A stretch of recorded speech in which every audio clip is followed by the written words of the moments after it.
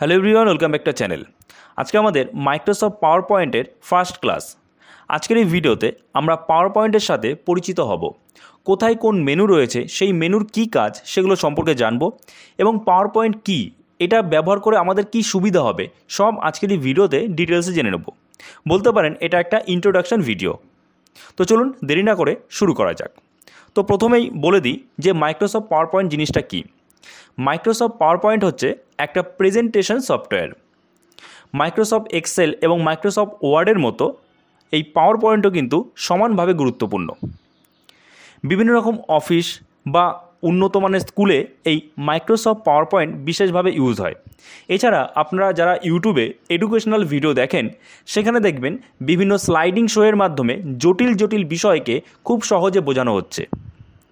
তো সেগুলো কিন্তু এই মাইক্রোসফট পাওয়ার পয়েন্টের মাধ্যমেই করা হয়। আবার ধরুন বিভিন্ন রকমের যে প্রজেক্ট হয়, বিভিন্ন অফিসে যে প্রজেক্ট থাকে, সেই প্রজেক্টের কাজ কিভাবে কি হবে সেটা প্রেজেন্টেশনের মাধ্যমে দেখাতে হয়। তো সেই জিনিসটাই কিন্তু করা হয় এই মাইক্রোসফট পাওয়ার পয়েন্টের সাহায্যে।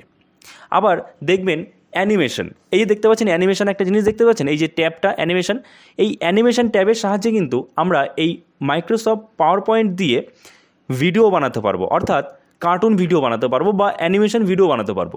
তো সেগুলো আমি আপনাদের দেখাবো, তার জন্য কোনো চিন্তা নেই, শুধুমাত্র চ্যানেলটা সাবস্ক্রাইব করে রাখতে হবে এবং পাশে থাকা বেল আইকনটা প্রেস করে অল নোটিফিকেশন কিন্তু অন করে রাখতে হবে, ঠিক আছে?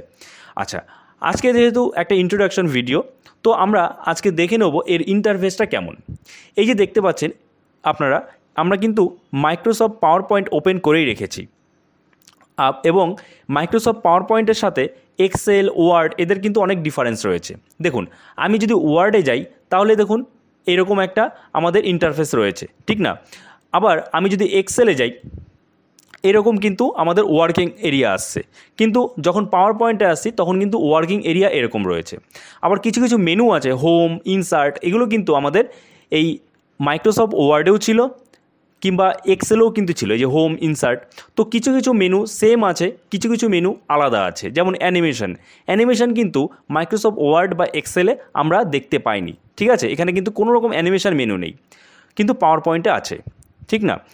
এছাড়া পাওয়ার পয়েন্টে এক্সট্রা আমরা জিনিস দেখতে পাচ্ছি কি, স্লাইড। এই দেখতে পাচ্ছেন স্লাইড মানে এই যে যদি আমি এখানে কিছু একটা লিখি, আমি এখানে লিখলাম দীপঙ্করজন, ঠিক আছে? এবার আমি পরের স্লাইড একটা নেব, তো তার জন্য আমাদের এখান থেকে নিউ স্লাইডে ক্লিক করলেই আর একটা স্লাইড চলে আসলো এবং আমি এখানে লিখে দিলাম যে টেক দীপঙ্কর। আরও একটা স্লাইড নিই, আরও একটা স্লাইড নিলাম এবং এখানে আমি লিখে দিলাম লোল জীবন, ঠিক আছে? ও আচ্ছা, আপনাদের একটু বলে দিই যে এই যে দীপঙ্করজন দেখতে পাচ্ছেন, এটা কিন্তু আমার একটা ব্লগ চ্যানেল, ওকে?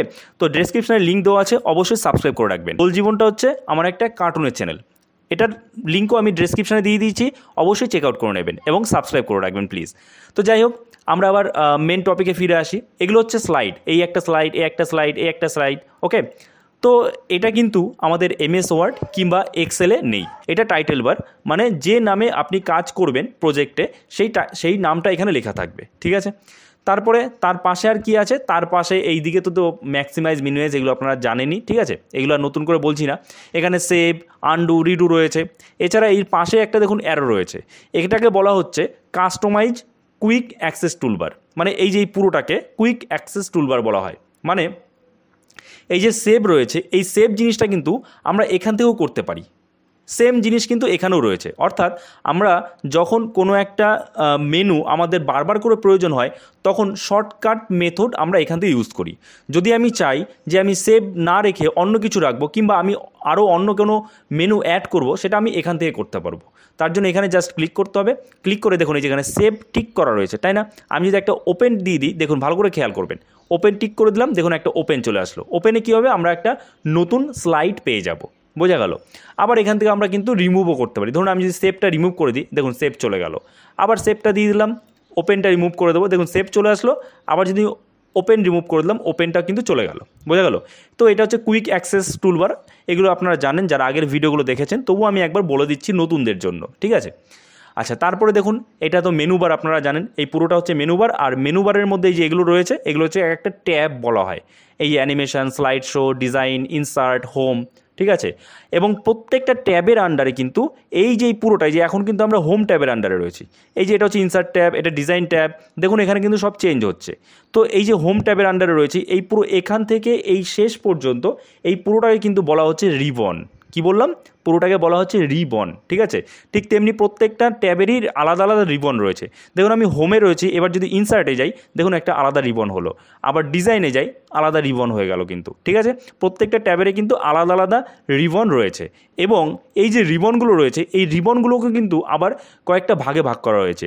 এই যে রিবনগুলো দেখতে পাচ্ছেন এইখান থেকে এই পর্যন্ত, এইখান থেকে এই পর্যন্ত যেটা দেখতে পাচ্ছেন এখানে কিন্তু রয়েছে কি, এই অংশটাকে বলছে গ্রুপ। কয়েকটা টুল নিয়ে কিন্তু একটা আবার গ্রুপ হয়েছে। এই যে ক্লিপবোর্ড, স্লাইডস একটা গ্রুপ, এই এতগুলো টুল নিয়ে একটা গ্রুপ হয়েছে। ফন্ট একটা গ্রুপ, ঠিক আছে। তারপর প্যারাগ্রাফ মানে এখান থেকে এই পর্যন্ত এই একটা গ্রুপ, ড্রয়িং এখান থেকে এই পর্যন্ত, ঠিক আছে। তারপর এডিটিং, এগুলোকে বলা হয় গ্রুপ, বোঝা গেল। আচ্ছা, এছাড়া আর কি আমরা দেখতে পাচ্ছি এখানে? আর আমরা দেখতে পাচ্ছি যে এখানে স্লাইড 1 of 3, স্লাইড 1 of 3 জিনিসটা কি? যেমন আমরা এক্সেলে দেখেছিলাম না, এক্সেলে যে আমরা দেখেছিলাম এই এক্সেলে আমরা কি বলতাম? শিট 1 বলতাম, শিট 2 এবং শিট 3 বলতাম, তাই না? তো এখানে কিন্তু রয়েছে স্লাইড, অর্থাৎ এক্সেলে আমরা যেটাকে শিট বলছি, পাওয়ার পয়েন্টে আমরা ওয়ার্কিং এরিয়াকে বলি স্লাইড। এবার দেখুন এই যেখানে লেখা চলে এসেছে স্লাইড 1 of 3, আমি যদি 2 আনি তাহলে দেখুন দেখাচ্ছে স্লাইড 2 of 3, তারপরে 3 আসলে স্লাইড 3 of 3, ঠিক আছে। তারপরে দেখুন কি রয়েছে, তারপরে রয়েছে স্পেলিং এরর্স। কোনো রকম আপনি এখানে কোনো টেক্সট লিখলেন, সেখানে যদি কোনো স্পেলিং এরর থাকে সেটা এখানে দেখাবে, ঠিক আছে। এখান থেকে আমরা সেটা চেক করতে পারবো। আচ্ছা, তারপরে এই পাশে চলে আসি, এই পাশে এখানে কি আছে? এটা নর্মাল মানে এখন নর্মাল মোডে রয়েছে। এবার যদি আমি এটা করি স্লাইড শর্টার, তাহলে দেখুন শর্ট হয়ে গেল, সবকটা স্লাইড পরপর আসলো। তারপরে যদি আমি আবার নর্মাল মোডে আসি, তারপরে এই তার পাশে দেখুন স্লাইড শো মানে কি? এই যে স্লাইড, ধরুন এই যে 3টে স্লাইড, আমি যদি এখানে কোনো এফেক্ট দিইনি এখনও, যদি আমি স্লাইড শো করি তাহলে এই যে দেখুন কি হয়, একটার পর একটা স্লাইড অটোমেটিক চলে আসবে। আমি ক্লিক করছি আর একটার পর একটা স্লাইড অটোমেটিক কিন্তু চলে আসলো, ঠিক আছে।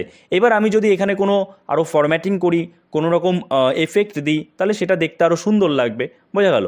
আচ্ছা, তারপরে এখানে তো জানেন এটা দিয়ে আমরা পেজটাকে ছোটো বড়ো করতে পারি, তবে চেষ্টা করবেন সবসময় 100% রাখার, ঠিক আছে। তো এরপরে দেখি মেনু বারের মধ্যে কী ট্যাব রয়েছে। মেনু বারের মধ্যে রয়েছে home, insert, design, animation, slide show, review এবং ভিউ। এই যে ট্যাবগুলো রয়েছে এই ট্যাবগুলোর অনেক কটা ট্যাবের সাথেই আপনি পরিচিত, যেমন হোম, ইনসার্ট, তারপরে রিভিউ, ভিউ। শুধু যে নতুন ট্যাব রয়েছে সেটা হচ্ছে ডিজাইন, অ্যানিমেশন এবং স্লাইড শো, ঠিক আছে। আবার এই যে ট্যাবগুলো হোম ট্যাব, এই হোম ট্যাবের মধ্যেও আবার কিছু কিছু এই যে গ্রুপগুলো রয়েছে সেই গ্রুপগুলো চেঞ্জ আছে, আলাদা আছে, কিছু কিছু চেঞ্জ আছে, কিছু কিছু সেম আছে, ঠিক আছে। তো যাই হোক, আজকে আমরা হোম ট্যাবটাও দেখে নেব যে এই হোম ট্যাবের আন্ডারে যে গ্রুপগুলো আছে সেই গ্রুপগুলোর মাধ্যমে আমরা কী কী করতে পারি। তো এই হোম ট্যাবের আন্ডারে রয়েছে clipboard, slides, font, paragraph, drawing এবং এডিটিং। তো এই স্লাইডস জিনিসটা কি? স্লাইডস হচ্ছে আমরা যখন এমএস ওয়ার্ডে বা এক্সেলে নতুন কোনো পেজ নেই বা শিট নেই, ঠিক তেমনি এখানে যদি কোনো স্লাইড নিতে হয় তখন আমরা এই স্লাইড গ্রুপের মাধ্যমে করতে পারি। যেমন এই যে ধরুন আমার এখানে 3টে স্লাইড রয়েছে, আমি যদি নিউ স্লাইড করি তাহলে আর একটা স্লাইড কিন্তু অটোমেটিক্যালি চলে আসলো। আবার তার পাশেই দেখুন রয়েছে ডিলিট। আমরা কিন্তু এখন এই যে এই স্লাইডটাতে আছি, ঠিক না, এই 2 নম্বর স্লাইড। তো এটা যদি আমি ডিলিট করতে যাই, ডিলিট করলেই ডিলিট হয়ে গেল। আবার যদি আমি রিসেট করতে চাই, ধরুন কোনো স্লাইড আমি কোনো কিছু চেঞ্জ করেছি, তখন সেটা আমরা রিসেট করতে পারি। আমরা এই স্লাইডটাতে এখন আছি, যদি আমরা রিসেট করি দেখুন এখানে যে স্লাইডের ব্যাকগ্রাউন্ড কালারটা ছিল সেটা কিন্তু চলে গেল এবং এখানে আমি যে ফরম্যাটিং করেছিলাম সেটাও কিন্তু চলে গেল। মানে এই টেক্সটটা ছিল কিন্তু গ্রিন কালার, এর উপরে কোনো রকম ফরম্যাটিং আর কিন্তু থাকলো না, বোঝা গেল। আচ্ছা, আর কি আছে দেখুন, ওপরে রয়েছে লেআউট দিয়ে আমরা কি করতে পারি? লেআউট দিয়ে এই যে স্লাইডটা আছে, স্লাইডে যে স্টাইল আপনি দেখতে পাচ্ছেন, এখানে একটা বক্সের মতো, এখানে একটা বক্সের মতো, আপনি কিন্তু এইখানে কার্সার কখনো আনতে পারবেন না। এই যে দেখতে পাচ্ছেন, এই যে মাউসটা দেখতে পাচ্ছেন, মাউস পয়েন্টারটা, আমি এখানে কিন্তু কোনোভাবেই ক্লিক করেও কার্সার আনতে পারবো না। আমাকে যা লিখতে হবে এই বক্সের মধ্যে, মানে দুটো এই জায়গা দিয়েছে। এইবার যদি আপনি চান যে আপনি লেআউটটা চেঞ্জ করবেন, আপনার এরকম দরকার নেই, তো তাহলে এখানে কি করতে হবে? এই যে লেআউট, এই অ্যারোতে ক্লিক করতে হবে। ক্লিক করলে এখানে অনেক রকমের লেআউট আছে, এখান থেকে আপনি আপনার প্রয়োজন মতো লেআউট চুজ করে নিতে পারেন। যদি আমি এই লেআউটটা নিই তাহলে কিন্তু এই যে স্লাইডটা যেটা সিলেক্ট করা ছিল সেটা কিন্তু এই যে লেআউট সিলেক্ট করলাম সেটাতে চলে আসলো, কনভার্ট হয়ে গেল, বোঝা গেল। আই হোপ আপনারা সব বুঝতে পারছেন, ঠিক আছে। আবার ধরুন আমি এই লেআউটটা চেঞ্জ করব, দেখতে হবে কোন স্লাইডে আছেন সেটা কিন্তু দেখতে হবে। ধরুন আমি এই স্লাইডে আছি এখন, ঠিক আছে। এবার আমি লেআউটটা চেঞ্জ করব। আমি জাস্ট লেআউটে গিয়ে এখান থেকে আমি নিয়ে নিচ্ছি, এই লেআউটটা নিচ্ছি। দেখুন চেঞ্জ হয়ে গেল লেআউট, বোঝা গেল? আই হোপ আপনাদের বোঝাতে পেরেছি। আচ্ছা, এছাড়া এখানে দেখুন ক্লিপবোর্ডের মধ্যে তো জানেনই কাট, কপি, পেস্ট, এগুলো আর কী বলবো, বলার কিছু নেই। এগুলো সাধারণ জিনিস এবং আগের ভিডিওগুলোতে আমি দেখিয়েছি। কাট, কপি, পেস্ট এগুলো তো সবাই জানে। তারপরে দেখুন রয়েছে ফন্ট বিষয় আপনারা জানেন, কারণ এই যে ফন্টটা রয়েছে, আমি যে টেক্সট লিখেছি এটাকে আমরা চেঞ্জ করতে পারবো। এমএস ওয়ার্ড এবং এক্সেল এগুলো আমি আপনাদের দেখিয়েছি। বোল্ড করতে পারি, ইটালিক করতে পারি, আন্ডারলাইন করতে পারি, বিভিন্ন রকম এফেক্ট এখানে দিতে পারি। তারপরে ফন্টের সাইজ বাড়াতে পারি, ফন্টের স্টাইল চেঞ্জ করতে পারি এখান থেকে, বোঝা গেল? আচ্ছা, তারপরে আর কি আছে? ফন্টের পরে আছে প্যারাগ্রাফ। এখানে রয়েছে প্যারাগ্রাফের মধ্যে এখানে দেখুন রয়েছে অ্যালাইন। এই যে টেক্সটটা সিলেক্ট করা রয়েছে, এটার অ্যালাইনমেন্ট আপনারা করতে পারেন। এগুলো আপনি জানেন যদি আপনি আগের ভিডিওগুলো দেখে থাকেন। এর জন্য বারবার করে বলছি আপনারা আগের ভিডিওগুলো দেখে আসুন। ডেসক্রিপশানে বেসিক কম্পিউটার কোর্সের সম্পূর্ণ প্লেলিস্টের লিঙ্ক দেওয়া আছে, অবশ্যই সেগুলো দেখে নেবেন, ঠিক আছে? এই দেখুন আমি যখন এখানে ক্লিক করছি, এটা কিন্তু টেক্সটটা ডান দিকে চলে গেল। আবার যখন এখানে ক্লিক করলাম বাঁ দিকে চলে আসলো। মাঝখানে করলাম, এই যে মাঝখানে অ্যালাইন হয়ে গেল, বোঝা গেল? এগুলো আপনারা জানেন, প্যারাগ্রাফের অ্যালাইন করা। তারপরে অ্যালাইন টেক্সট আছে, টেক্সট ডিরেকশন আছে। এই টেক্সট ডিরেকশানে আমি যদি ক্লিক করি, দেখুন আমি টেক্সটটা কীভাবে করতে পারি। এরকম করলাম, দেখুন এইভাবে চলে আসলো টেক্সটটা। আবার আমি টেক্সট ডিরেকশন যদি এইভাবে করি, ধরুন আমি যদি এইভাবে করি, ঠিক এরকমভাবে চলে আসলো। তো এইভাবে কিন্তু আমরা বিভিন্ন রকম ফরম্যাটিং এখানে ইউজ করতে পারি। আমরা হরাইজেন্টালি রাখছি এটা। তারপরে কনভার্ট টু স্মার্ট আর্ট মানে কি? এই যে আমি যদি এই টেক্সটটা সিলেক্ট করা আছে, আমি এর উপরে ক্লিক করলাম, ক্লিক করার পর আমি ইচ্ছা মতো এখান থেকে স্মার্ট আর্ট নিয়ে নিতে পারি। দেখুন আমি যদি এইটা নিই, এই প্রথমটাই ধরুন নিলাম, দেখুন স্মার্ট আর্টের মতো এখানে চলে আসলো। এবং এখান থেকে আবার আরেকটা স্মার্ট আর্টের জন্য টুলস খুলে গেল। দেখুন আমি এখান থেকে এটা নিতে পারবো, এটা চেঞ্জ করতে পারি, নিজের ইচ্ছা মতো ফরম্যাটিং করতে পারি, ঠিক আছে? তো অনেক রকমের কিন্তু সেটিংস রয়েছে, বোঝা গেল? আর আমি বারবার আপনাদের বলবো যে আপনারা শুধু ভিডিওগুলো দেখবেন না, আপনারা প্র্যাকটিস করুন। তাহলে যত প্র্যাকটিস করবেন তত আপনি ভালো বুঝতে পারবেন। আরেকটা জিনিস আপনাদের দেখিয়ে দিই, এই যে প্রত্যেকটা যে গ্রুপ রয়েছে, গ্রুপের সাথেই দেখুন পাশে একটা অ্যারো রয়েছে। এই অ্যারোটা হচ্ছে বলে ডায়লগ লঞ্চার। মানে আমি যদি এই ফন্টের অ্যারোতে ক্লিক করি, দেখুন একটা ডায়লগ বক্স ওপেন হয়ে গেল। এবং এখান থেকে আমরা কি করতে পারি, এখান থেকে এই যেমন আমি এইখানে ফন্টের যে সাইজ বাড়াতে কমাতে পারি, ফন্টের স্টাইল সরাতে পারি, স্টাইল চেঞ্জ করতে পারি, বোল্ড করতে পারি, ইটালিক করতে পারি। ঠিক তেমনি সেম কাজগুলো আমরা এখান থেকে একবারে করতে পারি, একবারে সেট করে দিয়ে ওকে করে দিতে পারি। যেমন ধরুন আমি যদি ফন্টের বোল্ড করা আছে, আমি এটা বোল্ড ইটালিক করে দিলাম, এখান থেকে সাইজটা বাড়িয়ে দিলাম, ঠিক আছে? সাইজ বাড়িয়ে দিলাম। তারপরে ফন্টের কালার আমি এখান থেকে চেঞ্জ করে দিলাম, ধরুন আমি এটা দিয়ে দিলাম, এই কালারটা দিয়ে দিই। তারপরে এখান থেকে আন্ডারলাইন স্টাইল নান করা আছে, আমি এখানে আন্ডারলাইন এটা দিয়ে দিলাম, দিয়ে আন্ডারলাইন কালার দিয়ে দিলাম রেড কালার। তারপরে এখানে এফেক্টস দিয়ে দিলাম। তো তারপরে আমি ওকে ক্লিক করলাম। যেই ওকে করলাম, দেখুন সব কটা এফেক্টস একবারে কিন্তু অ্যাপ্লাই হয়ে গেল, বোঝা গেল? আমি এখানে Ctrl Z করে দিচ্ছি, ঠিক আছে? আচ্ছা, তো প্যারাগ্রাফের কাজ শেষ। এরপরে দেখুন রয়েছে ড্রয়িংয়ের মাধ্যমে আমরা কী করতে পারি। ড্রয়িংয়ের মাধ্যমে আমি এই স্লাইডটায় আসি, এটা একটু ফ্রেশ আছে। তো ড্রয়িংয়ে কী আছে, ড্রয়িংয়ে যখন এখান থেকে আমি বিভিন্ন রকম শেপ নিতে পারি। যদি আমি এই শেপটা নিই, আমি এখান থেকে জাস্ট এটা সিলেক্ট করলাম, সিলেক্ট করে এরকমভাবে ড্র্যাগ করলাম, দেখুন এই শেপটা চলে আসলো। এবং এই শেপটার আমরা এবার কালারও চেঞ্জ করতে পারি। কীভাবে কালার চেঞ্জ করব? এই যে শেপ ফিল দেখতে পাচ্ছেন, এই যে শেপ ফিল, এখানে আমি শেপ ফিল আমি যদি এই গ্রিন কালার দিয়ে দিই, দেখুন গ্রিন কালারে চলে আসলো। এখান থেকে আমরা কালার চেঞ্জ করব।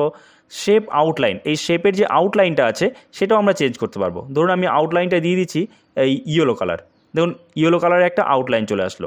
শেপ এফেক্টে কী করতে পারি, আমি কিন্তু শেপের এফেক্টগুলো চেঞ্জ করতে পারি। দেখুন এই যে গ্লো, আপনি যেমন এফেক্টস চান। তারপরে 3D রোটেশন, এখান থেকে 3D রোটেট করতে পারেন শেপটাকে, ঠিক আছে? এগুলো আমরা যখন অ্যানিমেশন করব তখন আমাদের এগুলো খুব কাজে লাগবে। এই শেপ আমি যে শেপ দেবো সেই শেপ এফেক্ট এখানে চলে আসবে। আমি যদি আবার এখান থেকে চেঞ্জ করি, 3D রোটেশনে যাই, যাওয়ার পর আমি যদি এই এফেক্টটা দিই, দেখুন এরকম হয়ে গেল, বোঝা গেল? আই হোপ আপনারা বুঝতে পারছেন। এবং এখানে দেখুন রয়েছে কুইক স্টাইলস, তারপর আছে অ্যারেঞ্জে আমি পরে আসছি। আগে কুইক স্টাইলটা দেখুন কী রয়েছে, এখানে ক্লিক করলাম, ক্লিক করার পর দেখুন আমি এই যে এরকমভাবে আমরা স্টাইল নিতে পারি। এই কালারের বা কোনো যদি টেক্সট থাকে, এর মধ্যে যদি কোনো টেক্সট থাকে, সেই টেক্সটটা এইভাবে চলে আসবে, ঠিক আছে? এরকম কালার চলে আসবে। আচ্ছা, এরপরে আছে কি অ্যারেঞ্জের কাজ কি? তার জন্য আমি এখান থেকে আরেকটা শেপ নিয়ে নিচ্ছি। ধরুন আমি এই শেপটা নিয়ে নিচ্ছি, এই শেপটা নিলাম, নিয়ে এরকমভাবে টেনে শেপটা দিয়ে দিলাম। এবার এটার একটা কালার করে দিই আমি, শেপ ফিল দিয়ে দিই আমরা, আউটলাইন দিলাম ইয়েলো কালার এবং শেপ ফিল দিয়ে দিলাম রেড কালার, ঠিক আছে? এইবার এখানে এই অ্যারেঞ্জের কাজ কি? অ্যারেঞ্জের কাজ হচ্ছে ধরুন আমি এই শেপটার উপরে রাখলাম, ঠিক আছে, রাখলাম এবং এই শেপটা আর একটু বড় করে দিই, এই শেপটা বড় করে দিলাম।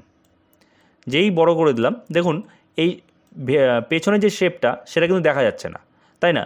এইবার যদি আমি চাই যে ওই শেপটা সামনে আনতে, তাহলে এই যে অ্যারেঞ্জ শেপ, অ্যারেঞ্জে যাব, অ্যারেঞ্জে গিয়ে এই যে bring to front, bring to back, এখান থেকে আমরা করতে পারি।